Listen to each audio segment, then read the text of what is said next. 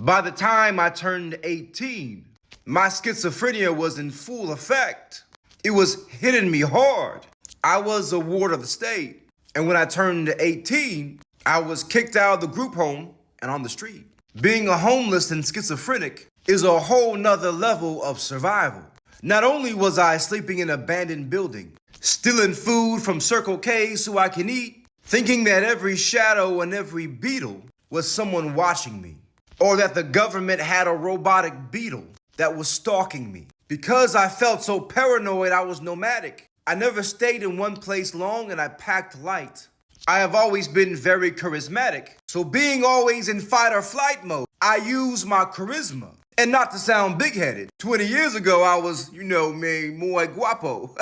So I used a lot of people for a place to stay, for something to eat. But I always kept pushing, kept moving, because everyone I met was the FBI, was CIA, was an undercover officer, trying to set me up. And this was shortly after 9/11, when 9/11 hit and all the tensions against Muslims, and me being Muslim, being a half black, half Arab, knowing that half of my family come from Egypt, and I have step family that lives in Saudi Arabia, I fell into this delusion that I was a terrorist.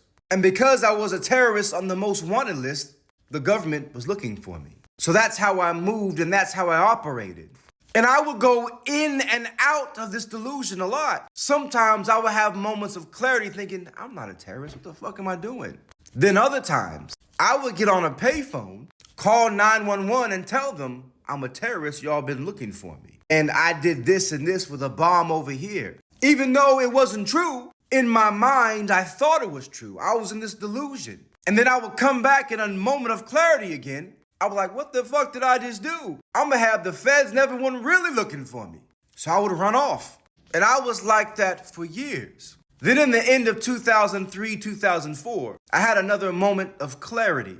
And I figured I'm tired of being homeless. I'm tired of being on the street. I'm tired of running. Let me do something with my life.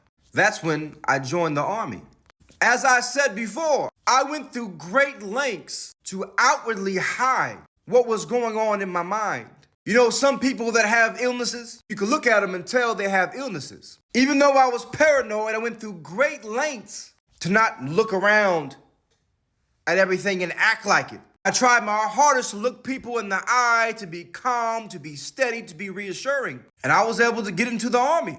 Being in the Army only made my paranoia and my schizophrenia worse. One, it was shortly after 9/11, and I was a Muslim. I go into detail on what happened to me in the Army in my book. I'm not gonna go so much into detail with it here, but I was harassed, beat, tortured, and shot during basic training by the drill sergeant for being Muslim. And that made me sink into another delusion. But if you want the full background story on that, pick up this book. I go in full detail. Again, The One That Love Forgot, it's on Audible and Amazon. This new delusion ended me here. When I was out processed from the Army, I started to believe that I was a war hero.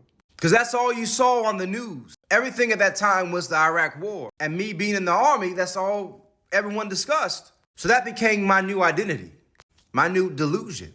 I was Jesse Macbeth, the Iraq Army Ranger, the Special Forces war hero, the soldier that committed war crimes and was remorseful about it.